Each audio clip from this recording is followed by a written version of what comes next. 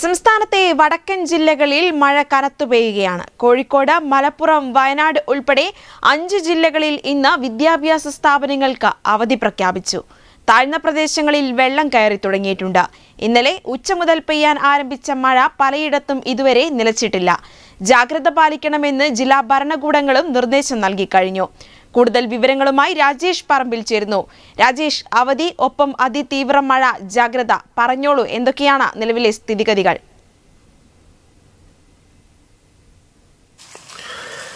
മേഘ, സംസ്ഥാനത്ത് കോഴിക്കോട്, മലപ്പുറം ഉൾപ്പെടെ വടക്കൻ ജില്ലകളിൽ മഴ കനത്തു പെയ്യുകയാണ്. പലയിടത്തും ഇന്നലെ ഉച്ചതിരിഞ്ഞ് ആരംഭിച്ച മഴ ശമനമില്ലാതെ തുടരുന്നു.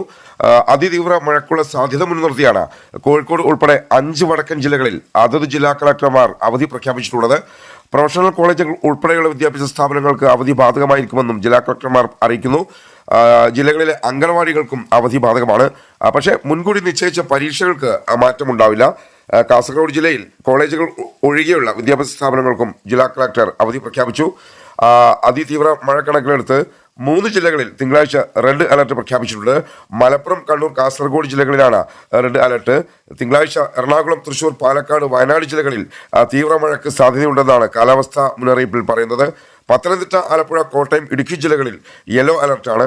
ചൊവ്വാഴ്ച പത്തനംതിട്ട, ആലപ്പുഴ, കോട്ടയം, എറണാകുളം, മലപ്പുറം ജില്ലകളിൽ യെല്ലോ അലർട്ടും കോഴിക്കോട്, കണ്ണൂർ, കാസർഗോഡ് ജില്ലകളിൽ ഓറഞ്ച് അലർട്ടും പ്രഖ്യാപിച്ചിട്ടുണ്ട്.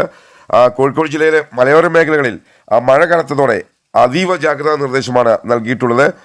ഈ രീതിയിൽ മഴ തുടർന്നാൽ മലയിടിച്ചിലിനും മണ്ണിടിച്ചിലിനും ഉരുൾപൊട്ടലിനും ഒക്കെ സാധ്യതയുണ്ട്.